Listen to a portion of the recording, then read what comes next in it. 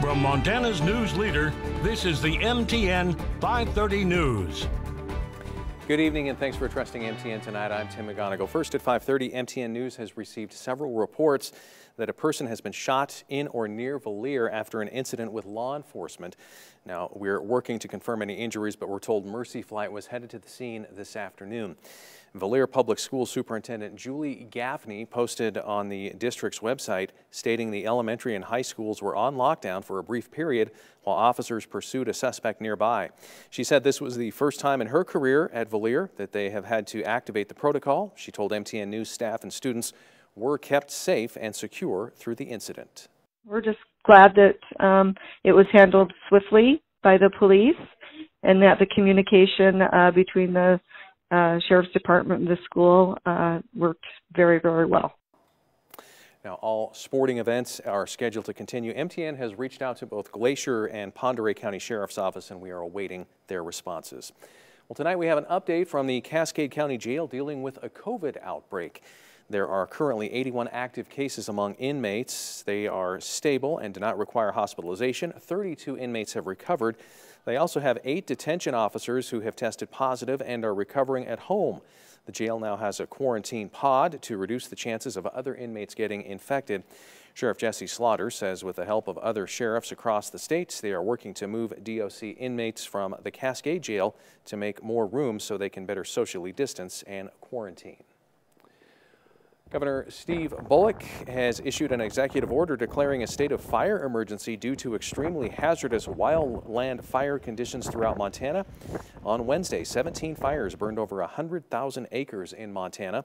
The declaration allows the governor to mobilize additional state resources and the Montana National Guard to combat the fires, to protect life, health, and property, and to expand funds to meet the needs that may arise from the fires.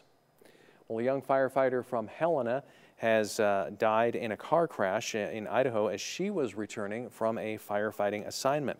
21-year-old Sarah Madsen was spending her first year as part of the Helena Hotshot crew with the Helena Lewis and Clark National Forest. And on Wednesday around 12:20 a.m., Idaho State Police investigated a single vehicle crash near Fremont County, Idaho. Madsen was driving eastbound when her vehicle went off the right shoulder of the roadway and overturned. Madsen was not wearing a seatbelt and was ejected from the vehicle. Well, the Labor Day weekend another is dry and here. Beautiful blue day across north central and northeast Montana. Not really a raindrop in sight of our Doppler network, and really not too many clouds either. So we're going to still see those blue skies as we begin the weekend, all thanks to this ridge of high pressure that's becoming really strong this afternoon. And it stays decently strong on Saturday, starting to break down a little on Saturday afternoon, but we still stay very warm Saturday afternoon and even on Sundays. 95 on Saturday, 87 on Sunday.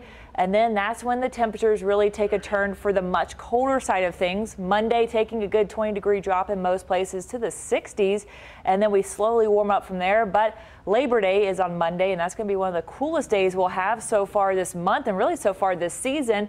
We're also tracking very windy conditions in store for our Saturday afternoon, so we're starting the weekend hot, warm, and dry, and we factor in those critical fire danger forecasts for you and where those red flag warnings go into effect coming up here shortly. All right, thanks a lot, Elizabeth. Local health experts and organizations are reminding the community to enjoy their Labor Day weekend, but in a safe manner that prevents further spread of the coronavirus. MTN's Alexi Aguayo has more. Lewis and Clark Public Health and St. Peter's Health want to remind everyone that we are still in a pandemic. The holidays, like Labor Day weekend this week, have been a concern. We can enjoy a long holiday weekend and still be mindful of all of the precautions that need to be in place to protect ourselves and our family, our neighbors, and our entire community from the spread of the coronavirus COVID-19.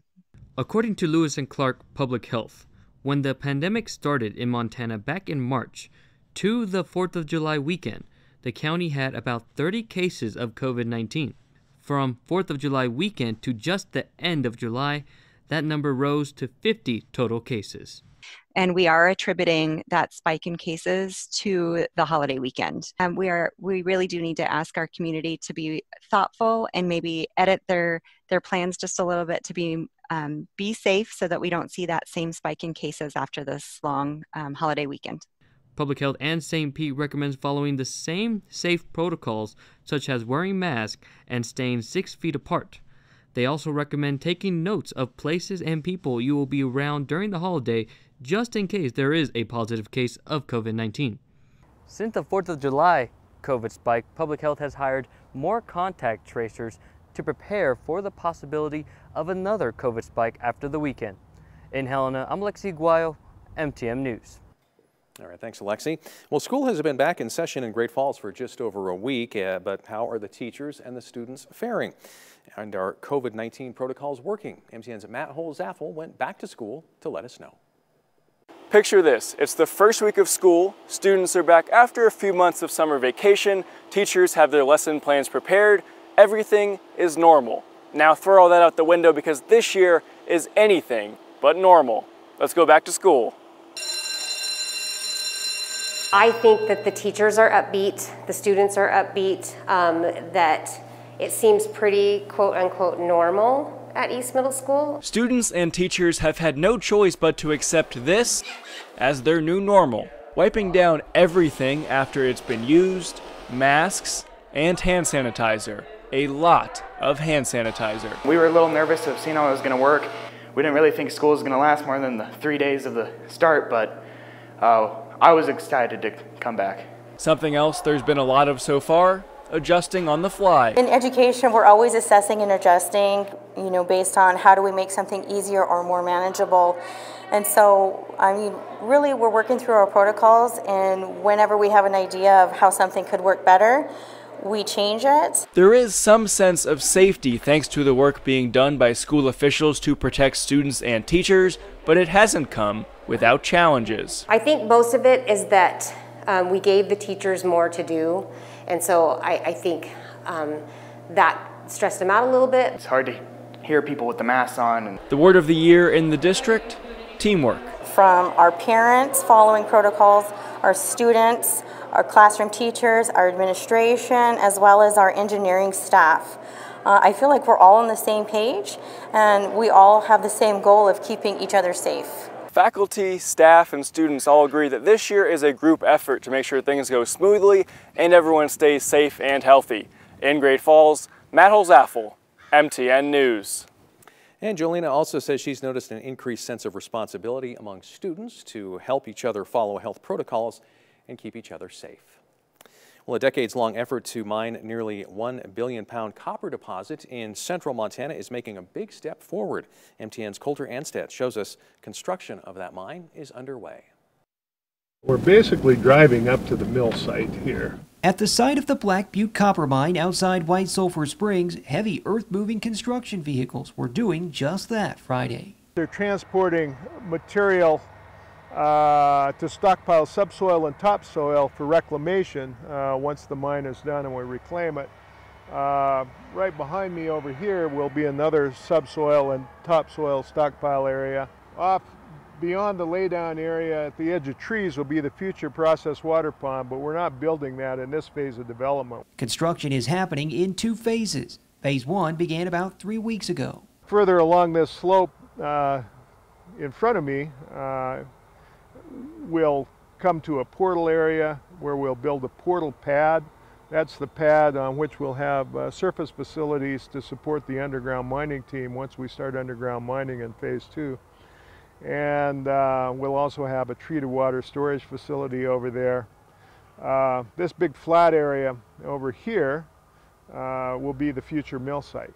This is the first new copper mine in the state in nearly a half-century and is expected to create over 200 jobs and generate millions of dollars a year for the local economy. It's been a great opportunity to show how we can build a very environmentally responsible modern mine. The mine is expected to be operational in 2022. In Meagher County, Coulter Anstead, MTN News. You can find out more about the Black Butte project on our websites. And still to come, hunters will be taking aim tomorrow as the state's big game archery season opens up. We'll break down the costs when the news continues.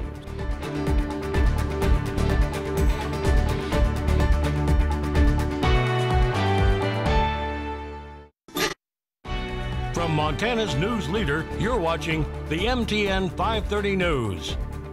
And welcome back. The general deer and elk archery season opens tomorrow in Montana. It's considered by many to be an actual holiday across the Treasure State. But this year's season also comes during a time when a lot of people are thinking more about food security and doing so on a budget. MTN's Andy Curtis broke down the cost of getting into archery hunting. Empty store shelves were a hallmark of COVID-19 spread across the country. And with that fresh in mind as we near opening weekend of archery season for deer and elk here in Montana, many of us are thinking that having a food source other than the supermarket might not be a bad idea. And if you think getting a bow is a cheap and easy way to fill the freezer, you're going to want to think again.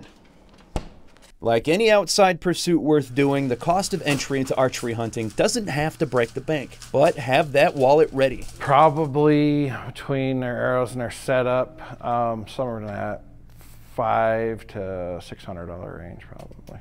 That's on the low end for a bow package solid enough to take down an animal. The cost could double for higher end bows. So let's say for argument's sake that bow package you buy already comes with a sight and a quiver for your arrows. You're still going to need to buy a release, broadheads, at least one good sharp knife, and a rangefinder, making that overall starting price for you just to be prepared to ethically take an animal somewhere between $700 and $800. Now that price, of course, is just a ballpark.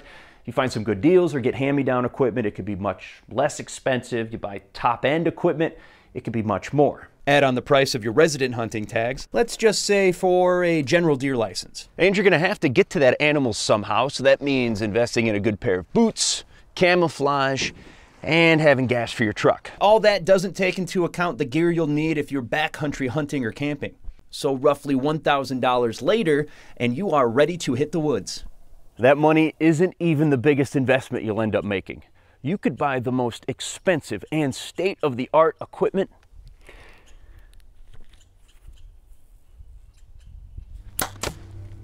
none of it will matter unless you invest the time and practice. Make sure your equipment is working properly, that you're hitting your target on a regular basis at different yardages. Know where on the animal to shoot, as well. Know where their vitals are. So if you're looking for a cheap and easy way to get some protein, archery hunting might not be for you. But if you're looking for a great way to connect with the outdoors and your food, stop by your local archery shop. Reporting from the outskirts of Helena, Andy Curtis, MTN News. Well, the city of Helena has permitted a new farmers market that will be held now each Saturday. The Meadowlark Farmers Market will be at the Helena Chamber of Commerce parking lot for the months of September and October. The market opens at 8:30 a.m. for drive-through only until 10 a.m. It will then switch to walk-through only until the 250 attendees maximum is met as set out by public health. The majority of the vendors will be farmers and ranchers. Organizers said they really want the market to be about connecting vendors with people that want to buy local goods. We really wanted to emphasize perishable products because those are the vendors that we expect are hurting the most right now, or were at least when that market got closed without much notice. The market will run through until 1 p.m. and will revert back to a drive-through market until the attendance cap is met. Cooler weather starts moving down from the north on Labor Day, so expect much cooler temperatures. We track the latest coming up next. Storm Tracker weather starts now with Chief Meteorologist Elizabeth Copeland. Welcome back on this Friday evening. Thanks again for letting me fill in for you. We've got a lot of weather to talk about over the next few days, but we're going to start out the weekend first with mostly dry conditions and blue skies. So out of our Opportunity Bank ICAM out of the capital city, lots of blue skies, barely any clouds really at all. And we're going to keep that dry air. And we're talking relative humidities down to even 10–15% at times. So temperatures right now at least are holding steady in the 80s, 88 degrees in Great Falls to 83 in the northeast corner in Glasgow. Overall, a very warm afternoon for us, well above average, especially in north central Montana. And we're only going to get warmer tomorrow afternoon as well. But we're also not only going to see warmer temperatures, but also some breezy conditions in the forecast Saturday and then again again on Monday, the 2 days that we are looking at some pretty variable weather conditions, especially as we head into Labor Day afternoon. So Saturday, looking at 30-mile-per-hour gusts, quite possibly even higher, closer to 35, 40, especially as you get a little closer to those ridge tops or upper elevations. So it's definitely going to be blowing around out there on Saturday. And then again, you add in those very warm temperatures. We're talking 90s in the forecast tomorrow. Relative humidity levels down to 20% or lower. And then those gusts, those all add up to create some very critical fire conditions across almost really the entire state of Montana. The only place that doesn't have red flag warnings is the northeast corner, but all of the highline north central Montana all the way down to the capital city, all under red flag warnings because of that critical fire danger on Saturday. Make sure you tie up those chains on the trailers and keeping an eye on the campfire, especially as you go out on Saturday afternoon and evening, because we will see any fires that do start spread very quickly across the area. Now, temperatures are also going to take a drop. Let's go fast forward to Monday, where we're going to see much colder air move in. Sunday is going to be a very pleasant day. We're back in the 80s, still above average, but Monday, the real changes move in. A cold front drops down out of the north, bringing much colder air, very windy conditions as well. That's that second round of wind and that cold air. We're talking 30s in the forecast by what usually would be the warmest part of the day on Monday. And we're going to add in some moisture as well. So that all adds up to what we could see some snow in especially upper elevations. So places like Showdown, getting excited, maybe seeing a few flurries here and there, not lasting very long, at least this time of year, but we're definitely going to see the possibility of snow, especially in upper elevations. If you have plans to go to Glacier National Park, expect to run into accumulating snow as we have a winter storm watch in effect for Monday. Logan Pass could see 2 to 4 inches. If you're heading over to western Montana, any of those passes there are going to see some wet, heavy snow. So there's definitely going to be some dangerous travel conditions and also raw backcountry conditions for Labor Day night, and especially into Tuesday morning. So until then, at least, Saturday, again, red flag warnings in effect, very warm and dry to start the weekend. And then we're going to have a rainy Sunday and Monday, 50 degrees on Monday afternoon for Great Falls. And then we're going to have some AM frost as skies clear out Monday night into Tuesday. We keep sunny and dry through next week as we slowly warm up. But until then, 95 in the capital city, 87 on Sunday. Rain moves in. It's going to be a wet and colder Monday, Labor Day afternoon. And then on Tuesday, we're waking up to some frost even in valleys as skies clear overnight. 72 on Wednesday. We stay dry through next week. That sunshine returns and we get back up to the 80s next Friday. The Fairfield Eagles are taking flight under a new leader. Meet the man in charge of one of the state's top football programs next.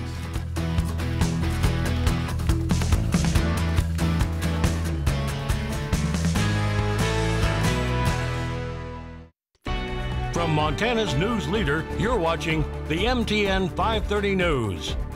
Well, it's week 2 of Friday Night Lights, and a perennial power in Fairfield is returning to the field. The Fairfield Eagles are now under new leadership. Tom Wiley has more on the new coach of the Eagles.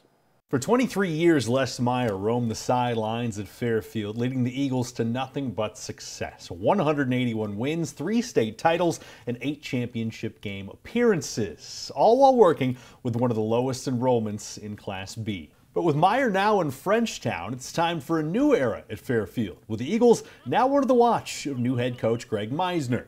Yeah, you know, it's been a really neat transition. You know, I have great respect for Coach Meyer and the coaching staff here in the community, and we've just been welcomed with open arms. It's been really a really positive experience so far. Meisner enters his 18th season coaching football. Most recently, he was on the staff of Houghton Lake High School in Michigan, where he helped the team to a conference title. We were at a smaller school. Really neat opportunity for me there to turn the program around and to be a part of that. But he's no stranger to Montana high school football, having made several Treasure State stops, including at Fort Benton. He knows Fairfield has a tradition-rich program, so there's no need to reinvent the wheel. You know, it's been a little different, but it also, you know, we've only changed just a little bit, and we still have Coach Brown and Coach Love who have been here. And the cupboard certainly isn't bare. Fairfield only lost 5 seniors from last year's state semifinalist team, and they have a confident group of upperclassmen returning. We've been playing with each other for 4 years now. A lot of us have actually been starting for at least 2 years, so we know and we're tested. We're just really excited to have a chance to prove ourselves. 3, 1, 2, 3, Eagles! Tom Wiley, MTN Sports. Fairfield opens the season tonight at home against their longtime rival Missoula Loyola. We'll have highlights of that game plus some other exciting ones as well. And we'll be right back. And dry start to the week, prompting red flags warnings for most of Montana, really. On Saturday afternoon, Sunday is going to be rainy and colder, especially at night. Much colder Labor Day forecast as we drop to the 50s. We'd even be seeing some snow in upper elevations Monday night, waking up to some frost on Tuesday morning. All right, that's all the time we have at 5:30. We hope you have a great night and a safe Labor Day weekend.